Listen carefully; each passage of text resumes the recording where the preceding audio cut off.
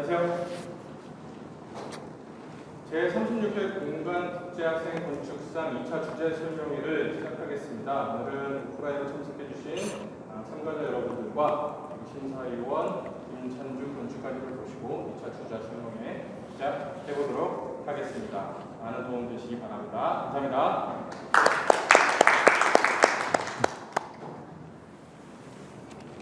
네, 방금 소개받은 김찬중이고요. 앞서서 잠깐 간단하게 얘기했었는데 이제 학생분들이 너무 이렇게 광범위한 주제로 인해서 조금 어려워하시는 것 같아서 오늘은 이제 어떤 방향에서 접근하는 게 좀 좋을지 조금은 좀 구체화된 얘기를 좀 해드리는 방향으로 하려고 그래요. 지금 사실 이 꼼빼에서 좀 중요하게 생각하고자 했던 건 뭐냐면은 지금 이 해제를 여러분들도 한두 번씩 다 읽어보셨을 테니까 아시겠지만 이제 기술에 대한 얘기가 사실 되게 많이 나오죠. 기술에 대한 얘기가 되게 많이 나와서 약간은 조금 접근하기가 좀 어렵다고 생각하실 수도 있는데 사실 기술은 어떤 전문적인 개념의 어떤 기술이라기보다도 여러분들 우리 이미 지금 이 생활 속의 기술이라는 거를 너무나 많이 지금 사실 겪고 있잖아요. 가장 비근한 예로는 이제 핸드폰이죠. 핸드폰. 거의 우리 생활을 지배하다시피 하는 이제 핸드폰을 중심으로 해서 생각해 봤을 때도 여러분이 이제 그걸 기술로서 받아들이기 전에 그냥 지금은 일종의 생활인데 그 안에 지금 들어가 있는 할 수 있는 것들의 개수나 이런 걸 생각해 보시면은 어마어마하잖아요. 처음에 여러분들은 그거부터 접하셨는지 모르겠는데 폴더폰이나 이런 거 혹시 그 정도는 봤겠다. 근데 이렇게 그 폴더블 폰부터 했을 때는 그야말로 그냥 커뮤니케이션이라는 것만 제일 중요하고 문자도 그때 많이 안 했어요. 사실 문자 치기도 너무 불편하고 했기 때문에 통화라는 것 자체로 공중전화에 줄 서서 있을 필요도 없는 그 하나만으로도 굉장한 생활의 변혁이 왔는데 지금은 사실 집에서 TV 보는 사람도 거의 없잖아요. 이제 거의 굉장히 많은 생활의 부분이 이 안으로 들어왔다라는 게 불과 한 10여 년 사이에 벌어진 엄청난 일이고 그걸로 인해서 어떤 사회에 여러 가지 시스템들이 사실 너무나 많이 변했어요. 지금 우리나라는 이제 애플페이 같은 거는 이제 들어오기 시작했지만은 삼성페이는 많이들 쓰죠. 그러니까 이제 지갑을 잃어버리면 옛날엔 큰일 난 거였는 건데 지금 이제 핸드폰 잃어버리는 거 거의 목숨 잃어버리는 것만큼 엄청난 우리 자신을 지배하는 게 된 이런 상황에서 사실 그게 건축하고 무슨 상관이야 라고 생각할 수도 있지만 제가 여기서 얘기하고자 하는 거에 가장 중요한 키워드는 사실 이제 크로스 인더스트리라는 단어를 썼었는데 그 크로스 인더스트리라는 개념이 사실 제일 중요한 개념으로 얘기를 하고자 해요. 이거를 우리가 각 사람이 살아가는 그 시점에서의 먹고 사는 문제라는 거는 어느 시대나 제일 중요한 이슈였겠죠. 먹고 산다는 문제에 대한 건 너무나 중요한 이슈였는데 그리고 그 먹고 사는 게 불편해질 때 사람들은 그거를 탈피하기 위해서 뭔가 인류적인 노력을 하기 시작해요. 그래서 사실은 대항해 시대라는 게 이전에 있었던 때도 모든 게 다 풍족했기 때문에 바다로 나가게 된 건 아니거든요. 뭔가 불편해지기 시작하니까 바다로 나가야 되는 거죠. 뭔가 새로운 땅을 찾아야 되는 거고.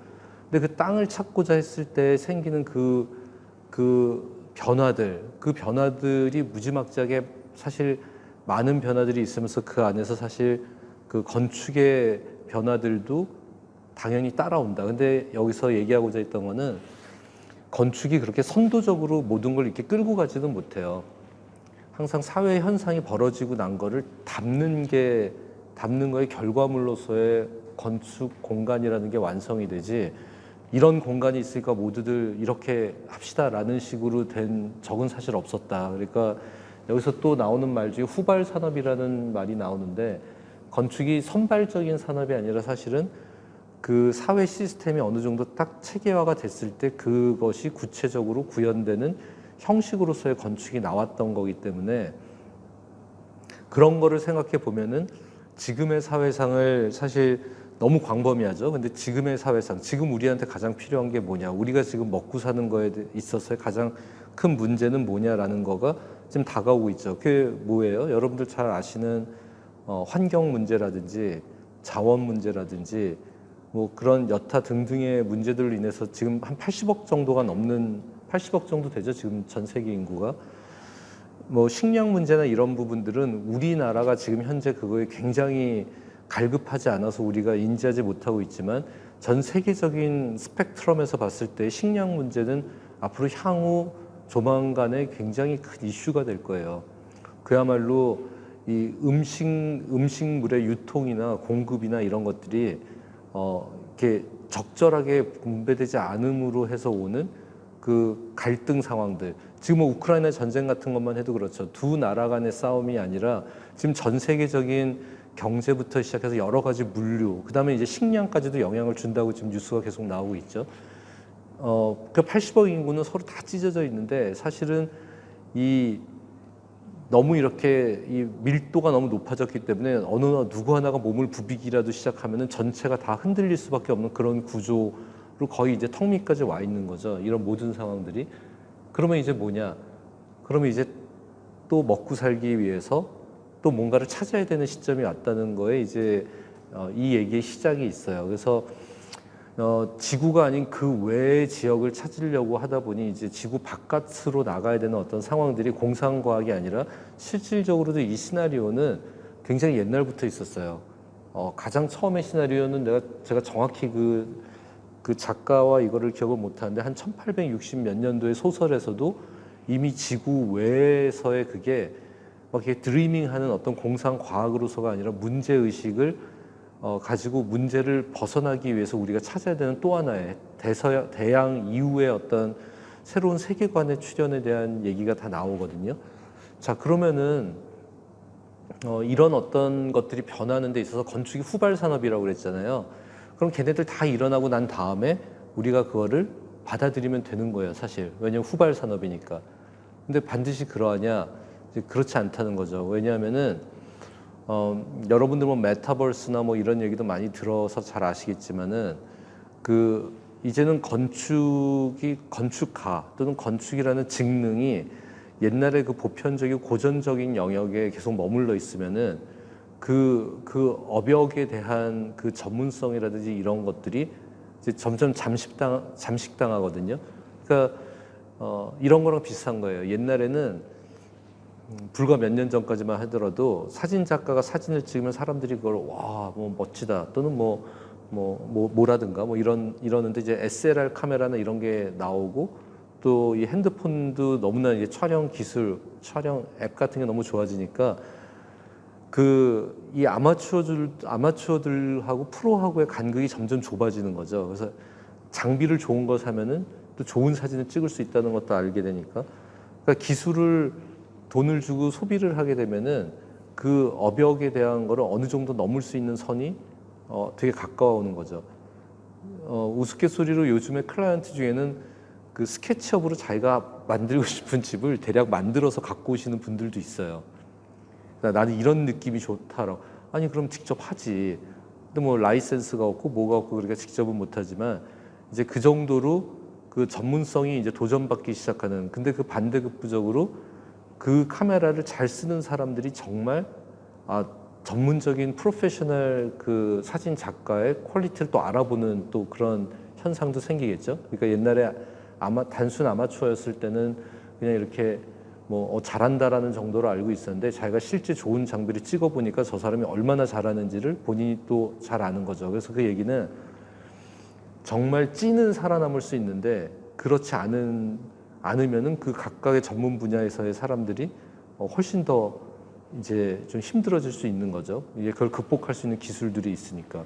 그 핸드폰도 그 중에 굉장히 중요한 역할을 했어요.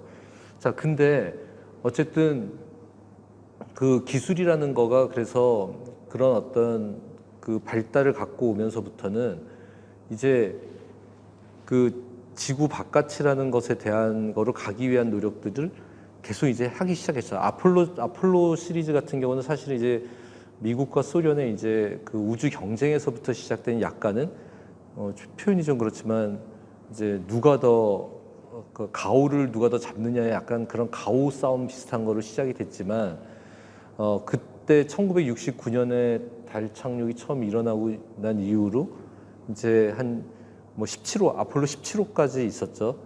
그 뒤로 지금 50년 넘도록 이제 우주 개발은 안 하고 있지만 정체돼 있는 건 아니에요. 안 하는 이유는 뭐였냐면은 이건 사실 좀 복잡한 얘기지만은 그냥 단순하게는 그 달이라는 곳에 대한 그 정의를 내리가 어떤 패권주의 같은 정의를 내리가 좀 어려운 좀 예민한 부분들이 있겠죠. 그래서 중국도 다시 이제 그 달에 사람을 보내겠다고 하고 이제 미국도 이제 아르테미스인가? 예, 아르테미스 프로젝트 맞죠? 예, 아르테미스 프로젝트로 해서 지금 이제 다시 달에 사람을 보내기 위한 이런 노력들을 하려고 하는 거에 이면에는 사실은 누가 먼저 선점하느냐에 대한 약간의 그 패권주의가 이미 좀 들어가 있어요. 우주 개발에 대한 패권. 그러면 이제 그걸 그 기술이 그렇게 전용되는 거는 사실은 좋은 방향은 아닌데 제가 이 뒤에도 써놨지만은 이 우주 개발이라는 거가 이렇게 경쟁의 장이 아니라 같은 지구가 서로 잘 살기 위한 코스모폴리티아니즘 같은 좀 어떤 세계관을 가진 다른 개념으로 좀 개발이 돼야 되는데 실질적으로 지금 이미 강대국들 사이에서는 좀 그런 패권주의로 가게 됐죠. 그럼에도 불구하고 우리가 기술이라는 거는 어쨌든 계속 그 이제 새로운 항해 시대를 위해서 계속 그 발전을 하는데 이 발전되는 기술이 뭔지를 먼저 여러분들이 좀 찾아봤으면 좋겠다. 이게 좀 되게 중요해요. 그게 뭐냐면은 우리가 뭐 자율주행 얘기 뭐하고 뭐하지만은 우리가 근미래에 2030년, 2050년에 달이나 화성에 사람을 보낸다라고 했을 때 그리고 화성에 일론 머스크는 2050년까지 화성 기지를 만들어서 거기에 100만을 이주시키겠다고 그랬나? 뭐 그런 얘기 아마 들어보신 적 있을 거예요. 자, 그러면 그게 50년 전에 이미 달에 사람을 보냈었는데 지금 안 보냈던 이유는 여러 가지 그 정치 사회적인 이슈들이 있어요. 그 서로 간에 국가 간에 서로 예민한 부분들도 있고 또한 비용 이런 부분들이 있지만 이제는 다시 가야 되는 어쩔 수 없이 가야 되는 상황이 된 거가 이제 사실 굉장히 강력한 이제 드라이브가 걸리고 있는 거고. 근데 한번 여러분들이 생각해 봤을 때 지구에서 화성까지 또는 지구에서 달까지 가는 그 과정이라는 걸 한번 생각해 보면은 뭐가 있어야 될 것 같아요. 그냥 단순하게 사람을 실어서 거기까지 간다라는 걸 떠나서 조금 더 자세히 들여다보면은 이제 화성 같은 경우는 이제 몇 개월 동안 사람이 가야 되는 거죠. 살아있는 채로 사람이 가야 되는 건데 그러면 뭐 우리가 생각하는 의식주라는 개념들이 그 안에 다 들어가 있잖아요. 그래서 아르테미스 프로젝트의 사실 가장 중요한 거는 사람을 달에 보낸다라는 그 개념 자체보다도 거기까지 가기 위한 그 여러 가지 기술의 어떤 그 기반 시설들, 화성 기지를 하기 위해서 지구에서부터 철근과 콘크리트 자재들을 다 싸가지고 갈까요? 뭐 그렇진 않을 거 아니에요. 그러면 지금 그런 시나리오들을 생각하면서 기술이 어떤 식으로 발전되냐면은 사실 이제 3D 프린터로 집 짓는다는 거는 여러분들이 다 너무 이미 잘 알고 있는 사실이지만 그거가 실제로 그걸로 집을 지어서 파는다고 하는 사람들도 마켓에 등장은 했지만 아직은 요원하죠. 그리고 그거를 3D 프린팅으로 지어지는 집이 어떨까에 대한 그 의구심도 생기고 여러 가지가 생기고 있잖아요. 근데 화성에 사람을 보낸다라고 했을 때 3D 프린팅이라는 개념은 지구에서 우리가 생각하는 것보다 훨씬 더 적극적으로 생각을 해요. 그러니까 화성의 토양을 중심으로 거기서 3D 프린팅을 해서 왜냐하면 시멘트나 콘크리트 같은 걸 싣고 갈 수가 없으니까 이런 그 대항해 시대 때도 그랬지만은 이 장거리 우주 여행이라는 거가 가져오는 거에 그 피로감을 줄이기 위해서 제일 중요한 게 뭐냐면 경량화예요. 그러니까 뭐든지 줄여야 돼요. 그 우리가 쌀 한 포대기를 가지고 가는 게 아니겠죠. 몇 개월 또는 몇 년을 우주 여행을 간다라고 할 때 뭐 쌀, 고기 이거를 다 그냥 창고에 가득 실어가지고 가는 게 아니거든요. 옛날에 배 같은 경우도 대부분은 그 바다에서 실질적으로 건져 올리는 거 외에 또 중간중간 기착지를 통해서 이렇게 보급을 받으면서 갔지만 이건 그럴 수 있는 게 아니기 때문에 지구에서 그걸 다 실어가는 게 아니라 그럼 어떻게 가져갈까? 그래서 지금 실질적으로도 이제 스타트업들 가운데서는 이 음식 또는 고기, 육류나 채소나 이런 거를 정말 마이크로하게 한다든지 아니면 그 모종을 가지고 그거를 우주 공간 안에서 키워서 심지어 고기도 배양육이라는 걸 만들기 시작했거든요. 먹어보면은 정말 그 소고기랑 똑같다. 근데 이제 소를 데려가는 게 아니죠. 그 배양육의 그 모종 같은 그런 굉장히 작은 그 샘플들만 가지고 가서 그거를 실제로 그 배양육을 키우는 거예요. 그러면은 이제 제가 하려고 하는 얘기는 우주에 가기 위해서 그런 기술을 개발을 했는데 실제로는 그 기술이 우주 개발이나 화성 기지를 만들어서 거기에서 막 이렇게 일어나기 이전에 실질적으로 그게 지구상에서 다시 상품화가 된다는 거죠. 그래서 아마 그 비건이라고 해가지고 채식주의자를 위해서 뭐 두유나 이런 콩 같은 걸로 이제 고기의 어떤 식감을 만들고 이런 건 여러분들 다 이미 잘 아시겠지만 사실 그 배경에는 음식을 실질적으로 우리가 가공해서 제조할 수 있는 방식에 대한 거가 이런 시나리오의 근간에 다 밑에 깔려 있는 거예요. 그래서 배양육이라는 것도 이제 상품으로 곧 나올 건데 이거의 시작이 뭐였냐면은 바로 그 이제 그 대항해 시대에 대한 준비들 그리고 연료 같은 것도 그렇고 우리가 실질적으로 그 사람을 실어가지고 지금 보이저호 같이 그렇게 무인 위성이 그냥 이렇게 쭉 가는 거 하고는 이거 얘기가 완전히 다른 거잖아요. 살아있는 사람을 거기까지 보내야 되는 거예요. 그러니까 사실은 의식주, 그다음에 또 놀이, 우리가 지구상에서 했었던 모든 생활 행위에 다른 압축된 형태의 어떤 방식이 그 안에도 존재해야 되거든요. 그래서 우주 개발이다라고 하면은 기술적인 것만 하는 게 아니라 그 거기에 개입되는 연구원들 가운데 뭐 인류학자, 심리학자 이런 사람들이 다 투입이 돼요. 왜냐면은 막 정말 몇 년의 우주 항해 기간 동안에 일어날 수 있는 여러 가지 사회적 관계, 그 안에서 어떤 식으로 사람들이 정서적으로 이거를 풀 수 있는가. 그래서 그 ISS라고 이제 국제 우주 정거장이라는 거를 지금 이제 떠 있지만은 이거를 만들 때 가장 공헌도가 높았던 게 누구냐면은 그게 그 산업 디자이너였어요. 산업 디자이너가 그 나사의 엔지니어들하고 얘기할 때는 전부 다 그 엔지니어들은 그 이런 식으로 만들어야 된다라고 할 때 그 산업 디자이너가 주구장창 주장했던 게 뭐냐면은 앉아 있는 자리 옆쪽에 요만한 동그란 그 관측 창을 하나 내는 거에 대한 거를 그렇게 주장하는데 그게 계속 엔지니어들에 의해서 계속 막혔어요. 필요 없다.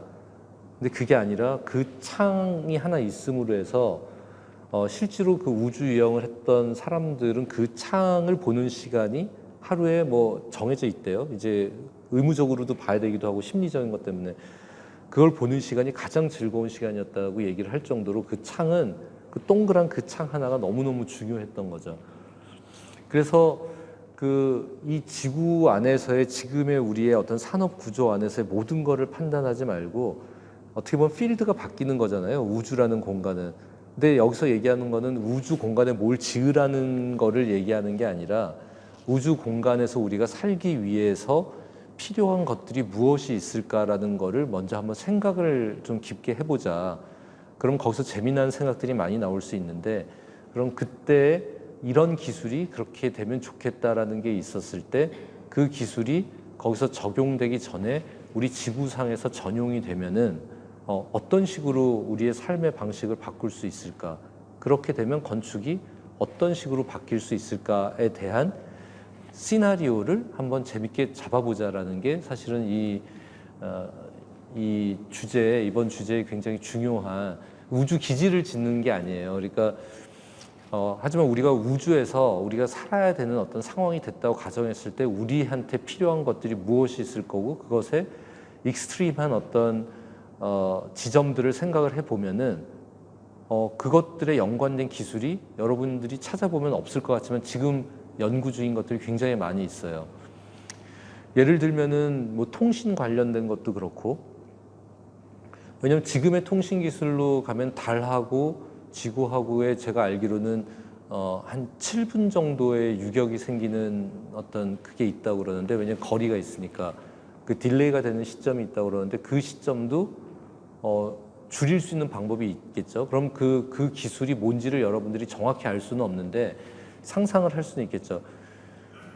그 리얼타임으로 지구와 화성 간의 통신이 정말 리얼타임으로 된다고 했을 때, 만약에 되지 않는다고 했을 때는 어떨까? 여러 가지 생각해 볼 수 있어요.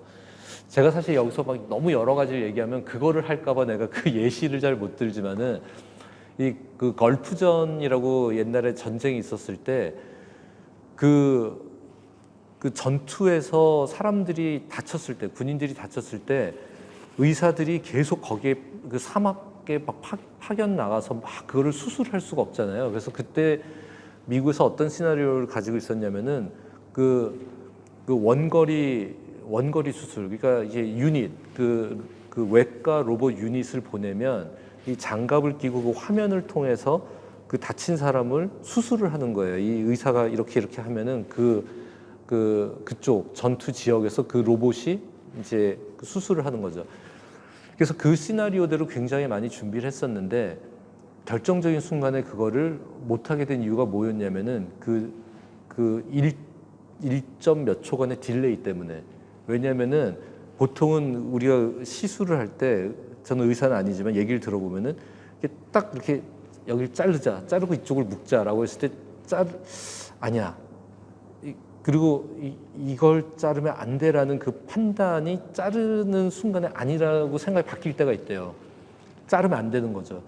근데 이미 그것과 저기하고는 1점 몇 초의 차이가 있을 때는 여기선 자르지 말아야 되겠다고 마음을 먹었지만은 이미 액션이 들어갔으면 거기서 1점 몇 초 뒤에 거기선 자르는 거예요. 예를 들면은. 그러면은 그 1점 몇 초의 간극으로 인해서 그 수술은 실패한 수술이 된다는 그 굉장한 리스크를 감내하기가 되게 쉽지 않았던 거죠. 어떤 그런 이야기들도 있고, 그래서 여러분들이 조금 그 기술이라는 게, 건축을 살짝 좀 떠나서 그냥 기술이라는 거를 그냥 너무 어렵지 않게 막 조금만 좀 생각을 해보면은 그런 부분에서 굉장히 많은 인사이트들을 얻을 수가 있다. 그래서 지금 현재는 그런 어떤 1점 몇 초의 딜레이를 없애기 위해서 방법이 뭐냐, 인공위성을 초저고도에 다 띄우는 거예요. 이렇게 높이 띄우면은 거기까지 반사해가지고 이렇게 통신되는 거리가 길어지니까 이 위성을 지구에 굉장히 가깝게, 초저고도라고 하는데 가깝게 놓으면 바로 그냥 이 통신해가지고 바로바로 오겠죠. 그 딜레이가 없이. 이걸 누가 하고 있는지 알아요? 이거를 일론 머스크가 하고 있는 거예요. 그 스페이스 X라는 프로그램에 한 번 나갈 때마다 80개씩 위성을 싣고 가가지고 초저고도 위성의 레이어링을 한 번 하는 게 지금 이 사람이 하려고 하는 인프라를 깔려고 하는 게 그런 거거든요. 그러면은 바로바로 그냥 그 지체 없이. 그래서 아프리카나 아마존에서 또 남극에서도 누구나 리얼타임으로 인터넷을 즐길 수 있다라고 하는 약간의 그 어떤 포괄적인 얘기를 하고 있지만, 사실은 어느 한편으로 좀 무서운 얘기죠. 그 인프라를 다 이제 컨트롤할 수 있는 그런 어떤 소유권을 그 사람이 가져가게 된다. 그리고 그렇지만은 자율주행차를 다 지금 뿌려놓고 있는 상태에서는 선택지가 별로 없는 거지. 자율주행도 리얼타임으로 송신을 해가지고 얘가 잡는 부분이 있는데, 거기서 1.1초 이상의 딜레이는 너무나 리스크가 큰 거죠. 그러니까 이 초저고도 위성으로 레이어링 되는 거는 인류를 위해 되게 필요하다라는 논점이 생긴 거예요, 지금도. 그리고 실제로 그 시장에 투자를 하는 투자자들은, 막대한 투자자들이 그 스페이스 X에 대한 걸 투자를 하는 거의 배경에는 이거는 이 주제하고는 좀 관계가 없을 수 있지만, 그거는 뭐냐면은 그 선물 거래 시장, 주식 시장 이런 데서 1초의 베팅은 엄청나게 그 큰 이 차이를 만들어요. 그렇기 때문에 제가 지금 숫자는 정확히 기억이 안 나지만은 그 이 해저 광 케이블로 지금 다 연결되어 있는 그 주식 시장의 이 서버나 그런 어떤 그 터미널들이 광 케이블로 하는 것보다 그게 몇 초인데 이 지금 일론 머스크의 초저고도 위성을 이용하면은 0.4초를 줄일 수 있다. 더 시간을. 그거에 이제 투자를 한다고 그래요. 그 약간 좀 얘기가 좀 멀리 온 것 같지만 제가 하고자 하는 얘기는 뭐냐면 그러니까 그렇다면은 이게 과연 이런 얘기들이 건축하고는 전혀 관계가 없을까? 우리나라가 인터넷 강국이 된 거에 가장 중요한 이유 중에 하나를 또 어떤 박사님이 얘기한 걸 들었는데 아파트 단지. 응? 우리나라는 이렇게 고밀도로 아파트들이 모여 있기 때문에 광 케이블로 한 군데 계속 찔러주면 거기서 다 이렇게 선 뽑아가지고 그 단지를 다 연결하는데 너무 쉽다는 거예요. 그러니까 이 초고속 그 망을 까는데 우리나라처럼 효율적으로 깔 수 있는 데가 없다. 그래서 옛날에는 부동산 시장에서 이런 얘기도 있었어요. 그러니까 그 전신 전화국 근처에 있을수록 비싸지는 시점도 올 거다. 왜냐면 거기가 통신이 훨씬 빠르고 멀어질수록 뭐 느려질 거라고 보는 어떤 그런 맥락도 있었는데 그건 이제 약간 좀 투머치였고요. 근데 지금 보면은 베니스 같은 데는 같은 시대를 살아가는데 거기는 그 광 케이블을 매립해서 도시 내로 깔 수가 없거든요. 물론 지금은 이제 통신 개념이 케이블 위주보다는 이제 와이어리스로 바뀌고 있으니까 이제 좀 상관이 없지만 이 광 케이블이 막 깔리고 있을 때 제 기억으로는 그때 베니스는 아직도 전화기 모뎀으로 그걸 하는 접속을 하는 가게가 있었던 걸 내 기억을 해요. 그래서 너무 그때 쇼킹했었는데 지금은 안 그렇겠지만 어쨌든 그 이 도시 구조나 이런 것도 지금 보면은 그런 어떤 아파트라고 하는 그 컨피규레이션이 그런 어떤 우리가 맨날 욕하는 상작갑의 그런 어떤 고밀도 이 주거의 어떤 퀄리티 막 이런 걸 얘기하는 이면에는 그게 안 좋다고 얘기하는 이면에는 반면에 그런 인프라가 퍼지는 데는 굉장히 또 효율적인 어떤 속성이 있었다라는 거는 굉장히 흥미있는 지점이기도 해요. 뭐가 좋다 나쁘다를 떠나서. 그렇기 때문에 결국 기술과 건축 간의 관계는 뛸래야 뛸 수 없는 관계가 분명히 있는데 자, 이거를 우리가 어떤 식으로 우주 시대를 향해서 기술의 발전이 일어나고 있는 그것 중에 어떤 기술을 우리가 한번 잡아서 이거를 그게 어느 정도 디벨롭 됐다고 가정을 하고 그 기술을 가지고 지금 우리의 어떤 좀 근미래를 상상해 보면은 어떤 부분이 변화될 수 있을까? 이게 너무 무궁무진하게 많아서 사실 그 굉장히 이게 막막하다고 할 수도 있을지 모르지만 흥미로운 기술을 하나 잡아서 그걸로 생각을 좀 좁혀보면은 훨씬 더 이렇게 좀 내로우다운 할 수 있지 않을까 그런 생각이 들거든요.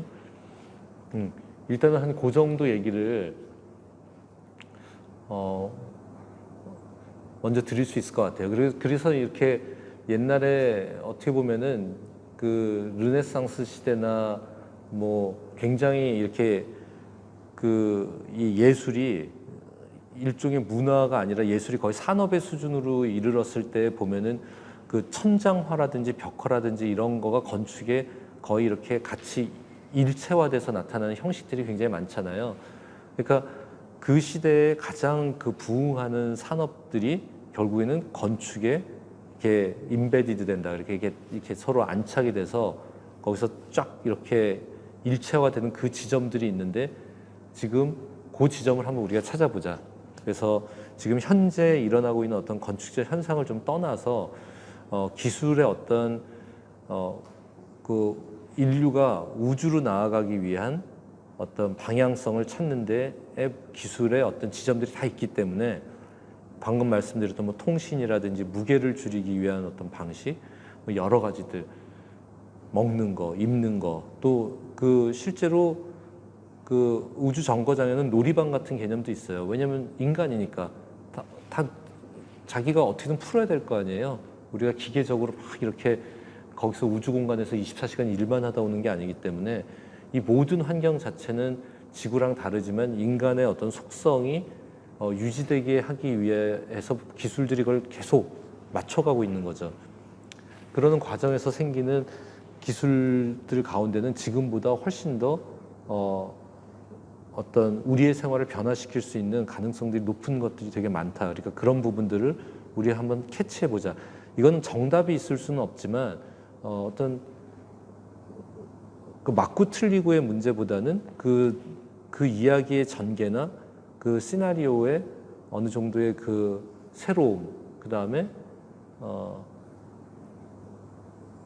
어느 정도의 어떤 자기 나름대로의 그 논리의 구축은 좀 필요할 거라고 봐요.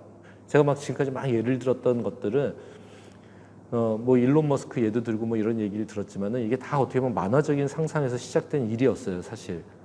굉장히 막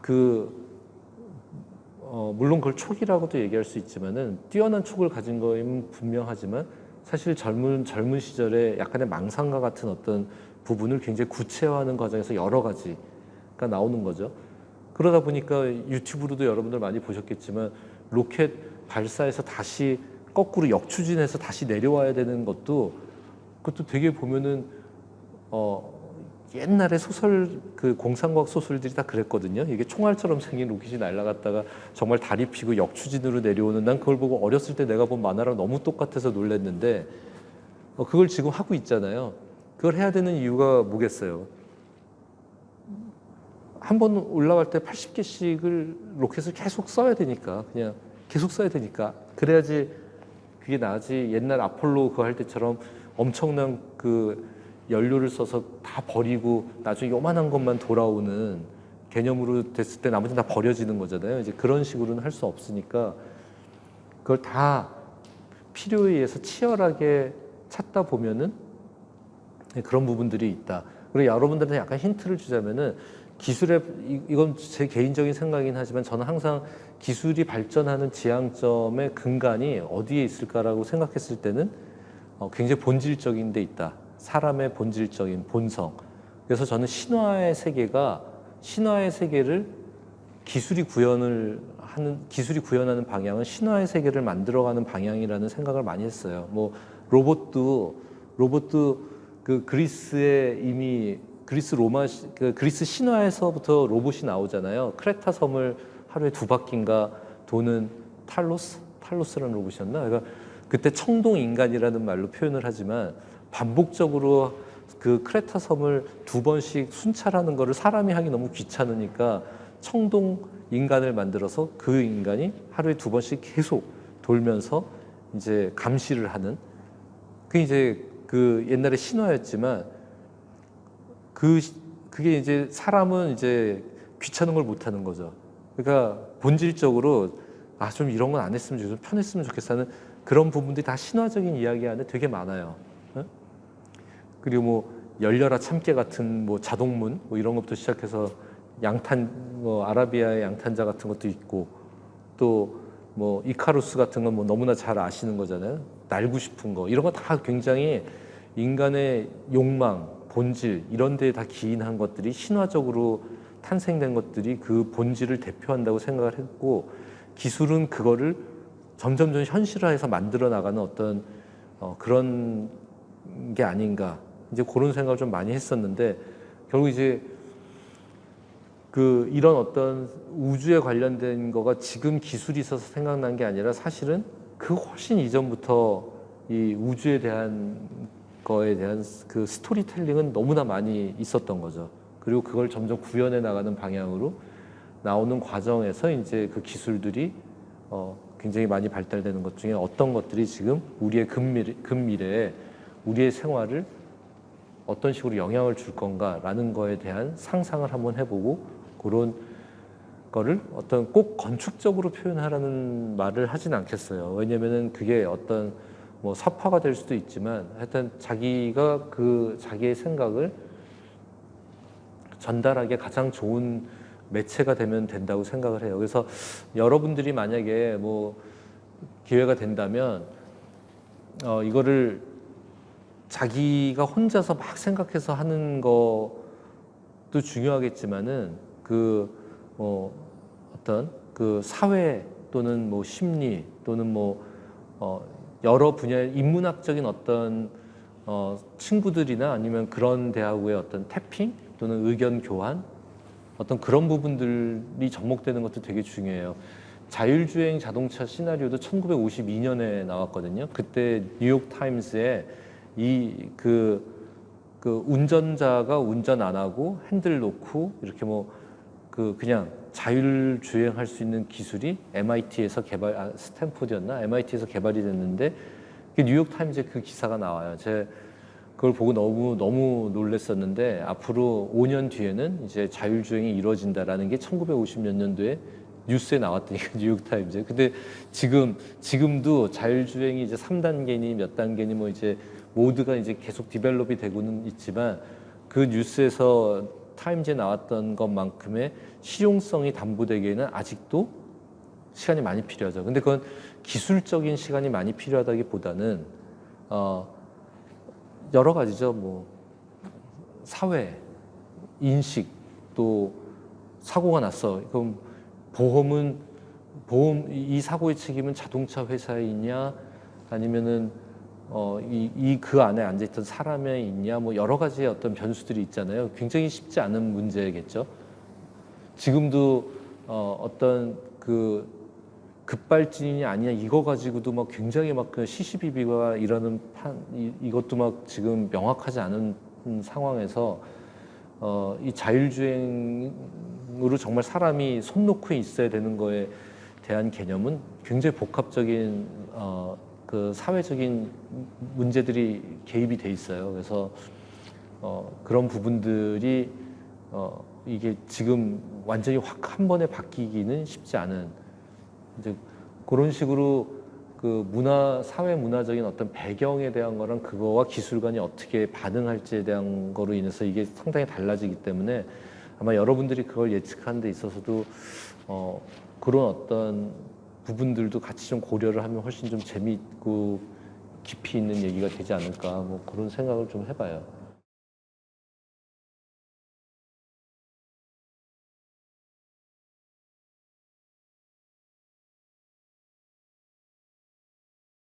그렇죠. 결국은 굉장히 복합적으로 기술도 복합적으로 사용해도 되냐? 예를 들면은 두 가지 기술, 세 가지 기술의 어떤 복합적 그거는 굉장히 좋은 질문이신데요. 그렇게 하셔도 당연히 됩니다. 왜냐면은 이게 단독적인 어떤 하나의 방식으로만 작동하지 않을 거예요. 왜냐면은 지금 시간이 좀 많이 그거 돼가지고 좀 간단하게만 말씀드리면은 이 기술 A라는 기술이 있고 B라는 기술이 있는데 예를 들면 AI가 있고 로보틱스가 있고 그다음에 통신이 있고 그렇다면은 각각이 다 혼자식이 아니게 되겠죠. 이게 서로 간의 개연성이 있어야지만 작동이 정말 제대로 되는 시나리오가 나올 수도 있겠죠. 그러니까 그런 쪽도 있고 그다음에 아까 말씀드렸다시피 이제 인간의 약간 본질적인 부분을 놓고 생각을 하셔도 되고, 그죠? 그래서 이거는 어떻게 보면은 제가 이 과제를 던진 가장 중요한 이유는 너무 건축에 함몰된 사고를 하고 있는 우리 자신에 대해서 좀 약간 탈피하자라는 게 사실 제일 커요. 그래서 왜냐면 우리가 너무 저 스스로도 사실 굉장히 건축적이라는 단어를 중요하게 여기는 사람 중에 하나고 학생들을 그렇게 가르쳐왔고 그렇지만은 조금 다른 방향으로 우리가 약간 좀 이렇게 벗어나고 싶은 거죠. 왜냐면은 아까도 말씀드린 반복되는 얘기지만 이 매몰돼 있다가 보면은 다른 산업들이 가지고 있는 그 유연함보다 건축이 갖고 있는 유연함이 너무 떨어진다는 생각을 어느 순간부터 좀 하게 됐고 실제로 필드에 나와서 사람들하고 만나고 일하고 뭐뭐 하면서부터는 그 격차가 점점 커진다는 거를 굉장히 많이 느꼈어요. 그래서 이 건축 자체는 제가 가장 중요하게 생각하는 건 종합적인 사고를 할 수 있는 능력을 여러분들은 학부 때부터 계속 배워왔거든요. 흰색 종이 하나 막말로 흰색 종이 하나 놓고 야, 집 한번 조건을 주겠죠. 집을 한번 해봐. 그러면 한 학기 내내 흰색 종이 위에 설계란 걸 해가지고 결과적으로는 학기 말에 3차원으로 된 모형까지 제출을 해서 내잖아요. 그리고 거기에는 이거를 이 방이 동선이 어떻게 되고 뭐 굉장히 여러분들은 어떻게 보면 종합적인 이 복합적으로 사고할 수 있는 거에 대한 훈련을 되게 많이 받은 사람들이에요, 사실. 저는 그래서 건축과의 어떤 교육의 메커니즘 자체는 굉장히 사실 좋다고 생각을 해요.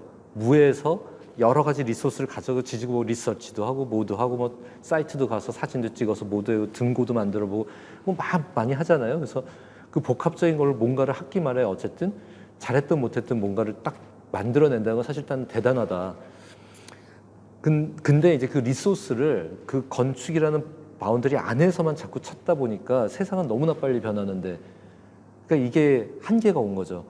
그래서 우리가 건축을 공부하는 우리가 정말 새로운 항해를 좀 해야 되는 거가 사실 이거에 담겨 있는 메시지예요. 그래서 너무 건축에만 매몰되지 말고 주변에서 벌어지고 있는 상황들을 우리가 조합해서 기술이라는 게 지금은 거의 문화와 동일시되고 있기 때문에 이 기술이라는 부분들을 놓고 봤을 때, 아, 이걸 가지고 우리가 이렇게 우주 시대로 가기 위한 기술 가운데는 이런 것들이 있을 수 있겠구나. 이걸 가지고 우리가 한번 이렇게 해보자, 저렇게 해보자라는 거를, 그래서 여러분들이 제시하는 게 공간이 될 수도 있지만 어떤 장치가 될 수도 있어요. 예. 그래서 여러분들한테 가장 중요한 거는 여러 가지 리소스에 자기가 픽한 몇 개의 리소스를 정말 그걸 중심으로 해서 새로운 어떤 그 시나리오를 한번 만들어 보는 거죠. 복합적으로 다 이용을 해가지고. 근데 여러분들이 그 훈련이 이미 많이 돼 있었다. 근데 그걸 우리가 집을 만드는 거로만 이제 귀착이 되다 보면은 많이 좁아질 수 있기 때문에 그걸 한번 깨보고 싶은 의도에서 이걸 한 거라고 보시면 될 것 같습니다. 저는 되게 재밌게 했으면 좋겠어요. 너무 심각하게 하지 마시고. 되게 재밌는 기술들이 많거든요.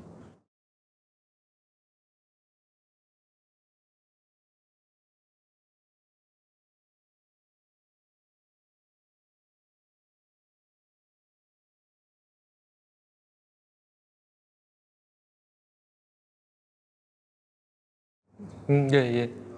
맞습니다. 그래서 막 이렇게 화성에 달 기지를 디자인하고 이런 게 전혀 아니고요. 예. 물론 그거를 한다고 뭐라고 할 수는 없지만 의도 자체는 그런 것보다도 이제 그 시대를 가기 위해서 그 시대가 거의 즈음했다고 가정을 하고, 예를 들면은 그걸 위해서 이제 지금의 이제 기술들이 더 뭐가 발전되거나 아니면 그 미래 툭 튀어나온 그야말로 갑툭 튀는 없어요. 지금의 기술이 어떤 식으로 디벨롭돼서 그때는 어떤 역할을 할 거고, 근데 그 우주 시대를 가기 위해서 디벨롭되는 그 기술들이 아까 말씀드린 것처럼 배양육 같은 경우도 좋은 예인데, 그게 우주 개발을 위해서 개발이 됐지만 그게 실제 이제 우리 시장에 이제 풀릴 거라는 거죠. 아까도 말씀드렸지만 식량 문제 같은 거에 있어서 이게 되게 중요한 이슈들이 있거든요. 그래서 그 리사이클링 하는 것도 지구상에서만 리사이클링이 중요한 게 아니라 이 우주선을 타고 예를 들면은 거기까지 항해를 하는 기간 동안에 몇 개월, 8개월, 6개월 뭐 이렇게 가는 기간 안에 나오는 그 인간이 배출해내는 그 여러 가지 것들 있잖아요. 그걸 다시 이제 재활용은 아니고 뭐라고 해야 될까? 순환적인 어떤 개념으로 바꿀 수 있는 장치에 대한 연구도 굉장히 많이 이루어지고 있어요. 왜냐하면 그야말로 막 우주로 방출하거나 버리거나 뭐 이런 개념하고 좀 다르거든요. 그리고 그것도 또 다시 에너지원으로 쓰려고 하고, 예를 들면은 뭔가 리제너레이트 해야 되는 상황이 필요하겠구나. 그렇게 긴 항해를 하기 위해서는 그럼 그런 기술이 뭐가 있는지 한번 찾아보자라고 찾아봤더니 아, 이런 것들이 있구나. 그러면 그거가 이제 지구상에서 근미래에 활용이 어떤 식으로 되면 또 될까? 그럼 그게 우리 삶을 어떻게 바꿀까? 이런 식의 뭐 사고도 가능한 거겠죠. 그게 너무 이렇게 평면도, 인면도, 단면도만 그렸잖아, 그동안. 다른 거를 해보자는 거고, 어떻게 보면은 저는 여러분들이 되게 재미난 상상을 많이 하실 거라고 봐요. 근데 이제 제가 그 재미난 상상의 근거는 있었으면 좋겠다. 그게 과학적 근거는, 최소한의 과학적 근거는 있었으면 좋겠다. 너무 전문적인 그거는 이제 과학자 그것도 하시는 분들이 있기 때문에 우리는 너무 이렇게 뭐죠? 깊이 들어와서 거기서 허우적대면 곤란하겠죠. 아티클을 많이 읽으시는 것도 중요할 것 같고요. 그래서 그 상상의 시간이 팀원들하고도 굉장히 프리하게 브레인스토밍 같은 거 많이 해보면서 그 얘기를 풀어가는 것도 되게 중요할 것 같아요. 그 우주하고 예를 들면 이제 화성이다 또는 달이다 그러면 이제 달하고 가장 유사한 환경을 지구에다 만들어 놓고 실제로 그 안에서 뭐 6개월이든 뭐 1년이든 사람들을 생활하게 하기 위한 그런 베이스 캠프 같은 걸 만들려고 하는 프로젝트들도 있어요. 그 환경을 거기랑 똑같이 맞춰 놓고.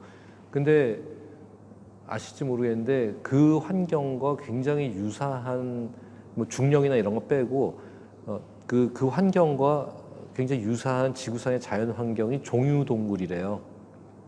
종유동굴이 달에서의 환경하고 상당히 유사한 화성하고의 환경하고 상당히 유사한 개념의 어떤 지점들이 있다고 그러더라고요. 그게 물론 온도라든지 뭐 이런 거는 온도 이런 건 전혀 다른데 그나마 그래도 가장 유사하게 매칭시킬 수 있는 그런 부분들에 대한 그 준비들도 있고 그리고 그 전에는 이제 고비 사막이라는 데서 주로 그런 실험들을 많이 했거든요. 그 이제 미국의 고비 사막 같은 데서 저는 이제 그런 거였지만은 그런 어떤 환경 내에서 어떻게 될까? 왜냐면 그게 다 시뮬레이션을 함으로써 다 예측을 해보려는 거죠. 그러니까 사람들이 그 밀폐된 공간 안에서 다 그 실험에 의해서 다 나오는 거잖아요. 했을 때 어떤 증상을 보이고 어떻게 되고 그럼 우리가 뭘 어떻게 해야 될지. 왜냐면은 한두 명이 갈 게 아니라 앞으로 2주라는 거를 생각하고 있기 때문에 그런 어떤 데이터들이 필요한 거겠죠, 지금. 네. 이제 아직 뭐가 감이 오지는 않으실 수도 있으시겠지만은 뭐든 하면 되겠다라는 생각도 들지 않으세요?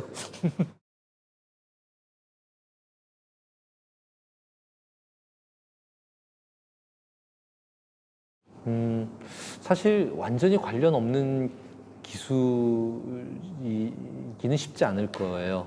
예. 저는 관련이 사실은 어느 정도 다 있을 거라고 보는데 직접적으로 관련이 있어 보이는 것도 있고 관련이 없어 보이는 것도 있을 수가 있죠. 예를 들면은 뭐가 있을까? 예를 들면 염색 기술이라고 쳐요. 뭐 정말 생뚱맞죠. 염색 기술이라는 게 우주를 가기 위한 기술과 뭐가 필요해?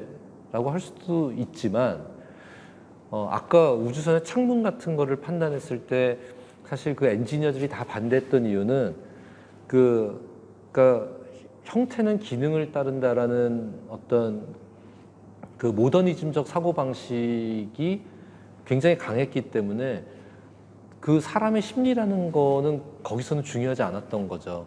그래서 그냥 필요 없다라고 하는 거지만 나중에 그 창이 정말 중요한 거였어요. 정말 제일 잘한 것 중에 하나가 그건 아마 여러분들이 그 아티클은 쉽게 찾으실 수 있을 텐데 그 디자이너 이름이 기억이 안 나요. 되게 유명한 사람이었거든요. 근데 이제 그런 것처럼 그 기술이랑 게 전혀 상관이 없을 것 같은데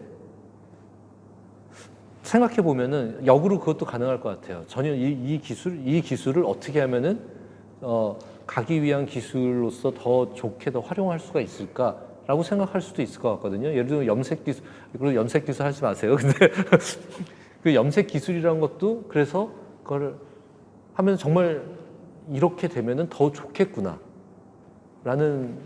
거가 역으로 왜냐면 말씀드렸다시피 우주라는 거는 전혀 다른 세상이지만 인간이 변하면서까지 거기 가려는 건 아니거든요. 여기서의 우리가 누리고 있는 삶을 그걸로 옮기려고 하는 과정에서 생기는 굉장히 어려운 문제를 기술로서 풀려고 하는 거잖아요. 그러니까 지구상에서 염색 기술이 필요한데 화성에서는 필요 없어. 그렇지 않아. 만약 지구에서 필요한 염색 기술을 어떻게 해서 저기서는 어떻게 하면은 뭐가 더 나아질 수도 있겠지라고 역으로 생각해 보는 것도 가능할 것 같다는 생각은 들어요.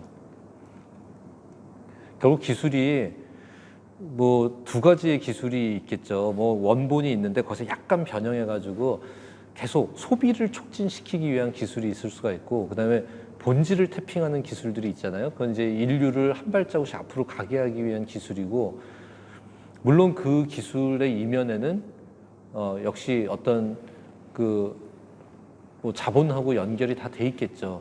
근데 그걸 떠나서 어쨌든 바로 이렇게 그냥 약간만 이렇게 하는 그 얄팍한 기술도 있을 수 있지만, 그거가 아니라 여기서 다뤄야 되는 거는 좀 이렇게 그래도 하나씩 스텝을 좀 더 밟아 나갈 수 있는 정도의 기술을 가지고 우리가 얘기를 하는 걸 거예요. 그래서 지금 뭐 전지만 하더라도 지금 그 수소 자동차나 전기 자동차나 이것도 막 되게 많이 싸우지만은 작은 차는 전기고 큰 차는 수소가 맞아, 이제 이런 식으로 좀 정리가 돼가고 있거든요. 왜냐면 수소는 무게가 훨씬 가벼워요. 근데 부피가 좀 커. 그러니까 이제 작은 소형차에는 수소 에너지를 쓰기에는 그 장치 자체가 부피가 좀 크니까. 근데 무게가 되게 가벼워요. 전기 자동차의 그 아래 깔려 있는 그 전기 셀의 무게와 비교할 수 없을 정도로 훨씬 가벼운 동력원을 수소는 그걸 쓸 수 있기 때문에, 그렇게 되다 보니까 어떤 그 우리가 이 그 UAM이라고 그 이렇게 그 얼반 에어 모빌리티라고 그러나, 그게 이렇게 드론 같은 거 있잖아요. 공중 택시. 그것도 그 수소 전지 쪽으로 갈 거라고 보고 있어요. 왜냐면 전지를 쓰면 너무 무거우니까.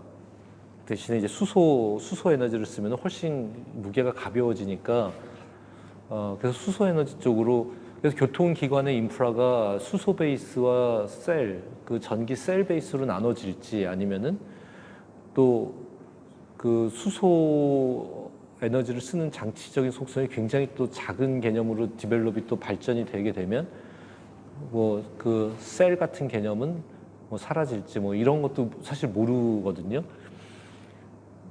그러니까 그런 것도 우리가 좀 예측을 하는 것도 되게 필요하죠. 조금 그런 걸 예측은 맞고 틀릴 수는 없어요. 일어나지 않은 일이니까. 근데 나는 이런 점에서 수소로 갈 거라고 생각해라고 하는 자기의 어떤 그 정보의 분석 능력과 자기의 어떤 그 생각이 중요한 거지, 사실은 그렇지 않으면 우리는 그냥 지금은 정보가 너무나 많고 또 이렇게 페이크도 되게 많기 때문에 결국은 뉴스도 자기가 판단을 해야 되는 거지, 그거 보고 그대로 믿을 수도 없잖아요, 이제는. 그렇기 때문에 여러분들이 그런 그 채집을 해가지고 분석을 해서 자기화 해가지고 나는 이렇게 생각합니다라고 내놓을 수 있는 어떤 그런 그 관계성이나 훈련도 되게 중요한데, 이번 꼼빼는 정답이 없지만 여러분들이 그런 걸 한번 자기가 그 주장을 해보는 거죠. 어떻게 보면은, 그죠? 문제는 심사를 어떻게 할지도 참 걱정이죠. 재밌을 것 같아요.